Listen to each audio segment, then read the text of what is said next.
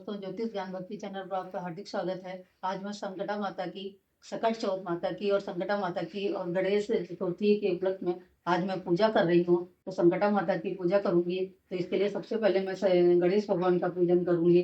तो गजाननं भूतगणाधिसेवितं कपीतजम्बूफलचारुभक्षणं उमासुतं शोकविनाशकारकं नमामि विघ्नेश्वरपादपङ्कजं। नमो दिव्याय महादिव्याय शिवाय सततं नमः। नमः प्रकृत्याय वदाय नीतावर्ताय स्मतां गणेशाम्बिकाभ्यां नमः। ओम गं गणपतये नमः। अब इसके बाद हम संकटा माता सकट चौथ की माता का पूजा कर रहे हैं। तो सकट चौथ के लिए हमारे यहाँ सबसे पहले पाटा पर 4 संकटा माता बनाई जाती हैं। तो हम 4 पहले संकटा माता बना लेंगे। ये घी से बनती है और फिर इसके बाद इनका पूजन किया जाता है। इस तरह से हम 4 सकट माता बना लेंगे।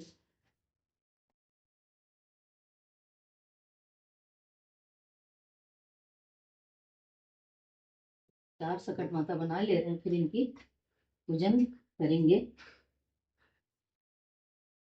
ये हमारी पार्टी पर घी से संकटा माता बनाई जाती है, फिर इनका आवाहन करते हैं और वाहन करके फिर उनका पूजन करते हैं। ये मैंने घी से सकट माता बना ली है। अब हम इनको सिंदूर लगाएंगे। तो घी से बनती है इसलिए पार्टी पर दिखाई नहीं देती हैं। तो हम ये इनके सिंदूर लगा रहे हैं और इसके बाद चारों कोनों पर भी सिंदूर लगा देते हैं। चतुर्थी है तो चतुर्थी के हिसाब से 4 प्रकार के उनकी पूजा होती है। तो ये हम तिल के लड्डू बनाए हैं और सफेद तिल के हैं, काले तिल के हैं। तो ये गणेश भगवान का और सकट माता की जो पूजा होती है, तो इसमें सबसे ज्यादा काले तिल का ही महत्व होता है। आज इनका काले तिल का ही भोग लगता है। इसके अलावा और भी अन्न प्रसाद बनाया जाता है, तो उस समय मैंने बनाया है। तो सबसे पहले हम गणेश जी का भोग लगा रहे हैं। ओम प्राणाय स्वाहा, पानाय स्वाहा, व्यानाय स्वाहा, उदानाय स्वाहा, समानाय स्वाहा। ओम गं गणपतये नमः। नैवेद्यम निवेदितम्। इसके बाद हम सकट माता के लिए काले तिल के लड्डू सबके पास रखेंगे, क्योंकि मेन भोग जो है सकट चौथ का काले तिल का ही लगता है। और इसके बाद में फिर सफेद तिल के हम लड्डू का भोग लगाएंगे। और ये गुड़ के, मूंगफली के तिल के मैंने बनाए हैं। और ये गेहूं के हैं, ये सूजी के लड्डू हैं और ये बेसन के हैं। तो ये सारे लड्डू जो मैंने बनाए हैं, इन सबका भोग जो है लगा दिया जाता है। ये सारे लड्डू मैंने भोग में बनाए हुए हैं। और फिर अब हम उनकी कथा करेंगे। और ये शकरकंदी हमारे यहाँ बनाई जाती है। ये शकरकंदी भी हम उनको एक एक शकरकंदी चारों कोनों पर ऐसे रख देते हैं। इस तरह से इनका पूजन किया जाता है। फिर इसके बाद हाथ में काले तिल लेकर के, और मित्रों ये माघ मास की कृष्ण पक्ष की चतुर्थी के दिन ये व्रत किया जाता है। ये संतान की दीर्घायु के लिए, सुख शांति के लिए सकट माता का निर्जला व्रत किया जाता है। इसमें अन्न का ग्रहण नहीं किया जाता और पूजा के बाद में फिर ये काले तिल के लड्डू खा करके इनका भोग खोला जाता है। तो आइए, मैंने हाथ में काले तिल ले लिए हैं और गुड़ ले लिया है। तो अब सकट माता की हम कथा करेंगे। तो सबसे पहले गणेश जी की कथा जो सुनते हैं और इसके बाद में फिर सकट माता की कथा करेंगे। तो गणेश चतुर्थी का व्रत माघ मास की कृष्ण पक्ष की चतुर्थी को रखा जाता है। इस दिन विद्या बुद्धि वारिधि के स्वामी गणेश जी और चंद्रमा की पूजा की जाती है। इस दिन नैवेद्य में तिल, ईख, गुड़, अमरूद, घी से चंद्रमा और गणेश जी का भोग लगा जाता है। दिन भर व्रत रखकर सायंकाल चंद्रमा को दूध का अर्घ देते हैं। गौरी गणेश की स्थापना कर उनका पूजन किया जाता है और वर्ष भर उन्हें घर में रखते हैं। नैवेद्य को रात्र भर ढककर रखा जाता है, जिसे पहाड़ कहा जाता है। प्रातः पहाड़ को पुत्र खोलता है और भाई बंधु में बांट दिया जाता है। तो एक बार भगवान शंकर ने अपने दोनों पुत्रों कार्तिकेय और गणेश जी से पूछा कि तुम में से कौन सा ऐसा वीर है जो देवताओं की रक्षा कर सके। तब कार्तिकेय जी ने अपने को देवताओं का सेनापति प्रमाणित करते हुए देव रक्षा योग्य अधिकारी बताया। इसके बाद भगवान शंकर ने श्री गणेश से पूछा। तब गणेश जी ने कहा, मैं तो बिना सेनापति बने ही देवताओं के सब संकट हट सकता हूँ। शिव जी ने दोनों बालकों की परीक्षा लेने हेतु कहा कि तुम दोनों में से जो पृथ्वी की परिक्रमा सबसे पहले करके मेरे पास आएगा वही वीर और सर्वश्रेष्ठ घोषित किया जाएगा। कार्तिकेय अपने वाहन मोर पर चढ़कर पृथ्वी की परिक्रमा करने चल पड़े। वो गणेश चतुर्थी का ही दिन था। गणेश जी ने सोचा कि अपने वाहन चूहे पर बैठकर पृथ्वी परिक्रमा कर पूरी करने में बहुत समय लग जाएगा, इसलिए कोई ऐसी युक्ति सोचनी चाहिए। गणेश जी ने अपने माता पिता की 7 परिक्रमा की और कार्तिकेय जी के आने की प्रतीक्षा करने लगे। कार्तिकेय जी के लौटने पर अपने पिता से कहा कि गणेश तो पृथ्वी के परिक्रमा करने गया ही नहीं। इस पर गणेश जी बोले, मैंने अपने माता पिता की 7 परिक्रमा की है। माता पिता ही समस्त तीर्थ हैं, इसलिए मैंने इनकी 7 परिक्रमा की है।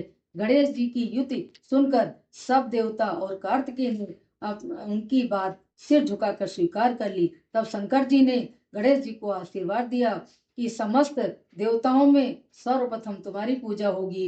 गणेश जी ने पिता की आज्ञा अनुसार देवताओं का संकट दूर किया। शुभ समाचार सुनकर जानकर भगवान शंकर ने कहा कि चतुर्थी के दिन चंद्रमा तुम्हारे मस्तक का ताज बनकर पूरे विश्व को शीतलता प्रदान करेगा। जो स्त्री पुरुष इस स्थिति को तुम्हारा पूजन और चंद्रमा को अर्घ देगा, उसका दैविक तथा भौतिक ताप दूर होगा और ऐश्वर्य पुत्र सौभाग्य की प्राप्त होगी। बोलो गणेश भगवान की जय। सकट चौथ का त्योहार भी माघ मास की कृष्ण पक्ष की चतुर्थी को मनाया जाता है। इस दिन संकट हरण गणपति गणेश जी का पूजन होता है। इस दिन पुत्रवती स्त्रियां दिन भर निर्जल रहकर शाम को फलाहार करती हैं और संकटा माता पर पूरी पकवान चढ़ाती हैं तथा कथा सुनती हैं। इस दिन तिल को भूनकर गुड़ के साथ कूटा जाता है, जिससे तिलकुट का पहाड़ बनाया जाता है। कहीं कहीं तिलकुट का बकरा बनाकर उसकी पूजा करके घर का कोई बालक उसको चाकू से उसकी गर्दन काटता है। किसी नगर में एक कुम्हार रहता था। एक बार जब उसने बर्तन पकाने के लिए आवा लगाया तो आवा में बर्तन नहीं पके। कुम्हार ने उसकी फरियाद राजा से की। राजा ने पंडित को बुलाकर पूछा तो पंडित जी ने कहा कि हर बार आवा लगाते समय एक बच्चे की बलि देने से आवा पक जाया करेगा। राजा का आदेश निकल गया। बलि आरंभ हो गई। एक बार संकटा माता के दिन एक बुढ़िया के एकमात्र बालक की बारी आई। बुढ़िया ने लड़के को संकटा माता की सुपारी और दूब का वीणा देकर कहा, भगवान का नाम लेकर आवा में बैठ जाना, सकट माता तुम्हारी रक्षा करेंगी। बालक भगवान का नाम लेकर आवा में बैठ गया। बुढ़िया सकट माता के सामने बैठकर पूजा करने लगी। पहले तो आवा पकने में कई दिन लगते थे, परंतु अब की बार आवा एक ही दिन में पक गया। बुढ़िया का बेटा भी आवे से सुरक्षित निकल गया। नगर वासियों ने सकट माता की महिमा स्वीकार की। सकट माता की कृपा से अन्य बालक भी जी उठे।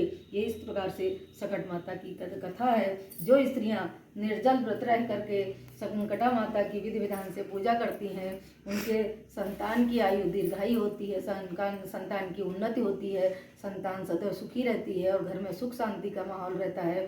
तो इसलिए बच्चों की सुख शांति और उनकी लंबी उम्र की कामना के लिए ये सकट माता का व्रत किया जाता है। तो ये सभी बहनों को अवश्य करना चाहिए। तो ये मैंने अपने घर में विधि विधान से संकटा माता की पूजा की है और ये जो कुछ भी मैंने प्रसाद चढ़ाया है ये सारी रात यहीं रखा रहेगा। इसको हम ढक देंगे और सवेरे इसको फिर खोलकर इसको प्रसाद के रूप में बांटा जाता है और सकट माता से ऐसी प्रार्थना की जाती है कि माँ हमारे घर में पधारो और जो कुछ भी मैंने जो बनाया हुआ है इसको आप स्वीकार करो। इस तरह हाथ जोड़कर उनसे प्रार्थना करते हैं और फिर इसके बाद में हम उनका भोग लगाते हैं और भोग लगा करके फिर इसको हम यही रखा रहने देते हैं और ये हमारी पूजा संपन्न हो रही है। तो इसके बाद हम इस तिल का ही वो लड्डू खा करके और अपने व्रत को खोलते हैं। इसके बाद में फिर अन्न जो है दूसरे दिन ग्रहण किया जाता है। इसमें आज के दिन अन्न का त्याग इसको अन्न नहीं ग्रहण किया जाता, उसको वर्जित है खाना।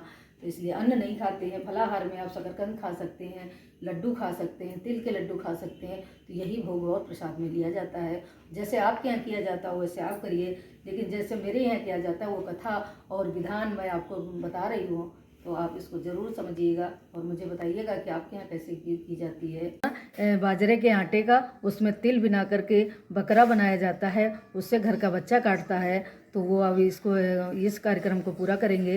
तो ये हमारे घर का बच्चा जो है वो बकरे की कार्यक्रम को कर रहा है, उसको काट रहा है।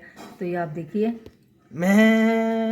तो उसने बकरे को काट दिया है। तो ये हमारे हर बार जब भी सकट माता की पूजा की जाती है तो इसी तरह बाजरे का उसमें काले तिल मिला करके बकरा बनाया जाता है और उसका घर का बालक काट देता है। तो फिर इसके बाद में हम संकटा माता की पूरी पूजा करने के बाद आखिरी में इसको काटते हैं।